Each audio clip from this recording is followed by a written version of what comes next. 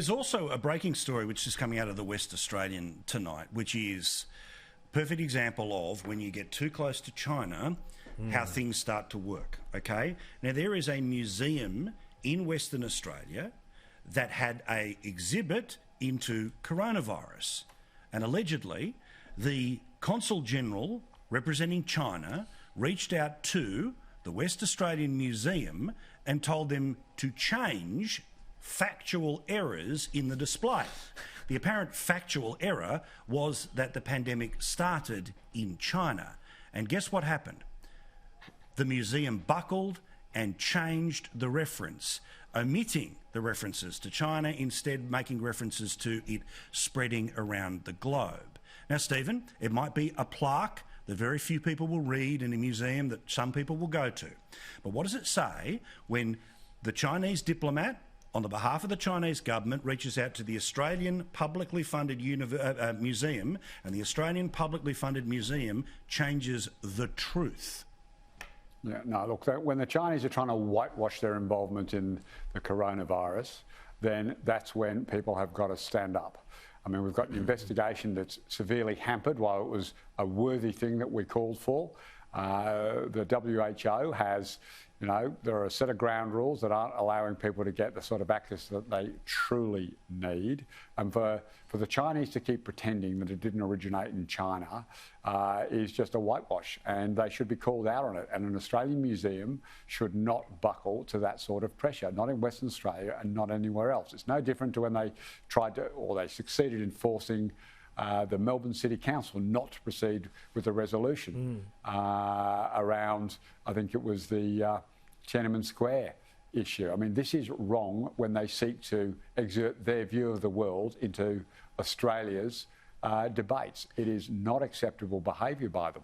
Well, it gets even worse. I don't know if we've got the actual quote, if we can whack it up on screen, but if we can, it says here that, the museum was contacted by the acting consul-general in Perth about factual errors, and we were pleased to advise the mistakes were immediately rectified. The boss of the museum, Alec Coles, the CEO of the WA Museum, says, quote, "The museum strives for authenticity and accuracy in all of its work, and where mistakes are made, we will correct them." What is the mistake, James? What is the mistake? The mistake they made is not going harder and pointing out the fact that China not only was the origin of the coronavirus, but that they let it spread throughout the world. Correct. That is the domestic flights. The domestic stopped, flights. International flights. And they had thousands and thousands of people go around the world and spread this thing around the world. This has been happening for years, Paul.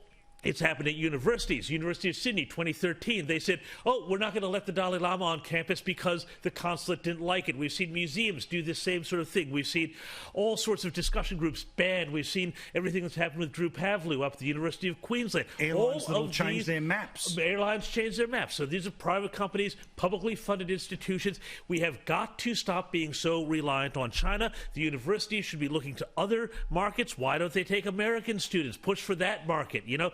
Do something else. We cannot be so reliant on China. It's going to be years of pain to decouple from them, but we and the rest of the world are going to have to do this because ultimately I think China is in a weak position. This regime is in a weak position fundamentally. If enough of the world says, no, you know what, we are sick of this, stop it, we're done. You'd be pleased to know, Pauline, the timeline on this, by the way, again, according to the West Australian, they're reporting tonight. Complaint made on Friday, changed by Monday, and the Consul-General is, quote, happy with the response that they received. Well, Paul, I think it's pathetic the way they haven't sort of stood up for what they believe in Australia, and they cave in. They really do cave in. That's the problem with it, that people don't stand up to them and have their say. You know, James is completely right in what he says about all this, that we have to take a strong stance with this, and I've said this for many years, many years. I've always, you know, been outspoken that we've got to stand up for our own country and who we are. We can't kowtow to anyone else. You have to work because we're global, we must work with other countries. I know that. People said, oh, I wanted to put a wall around Australia. That was a load of rubbish. That wasn't the case at all.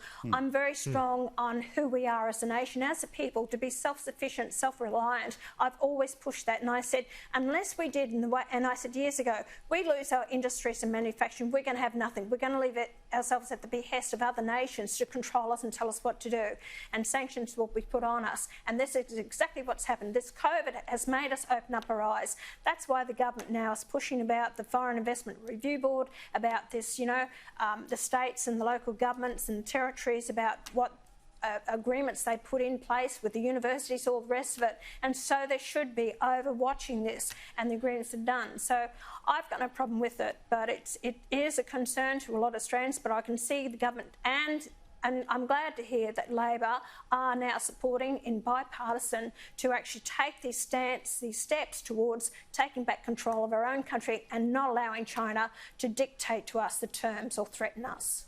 Well, you can send the Museum of Western Australia an email if you want. It is called reception@museum.wa.gov.au. Be polite, be nice, but just send them one line. Tell the truth, change it back.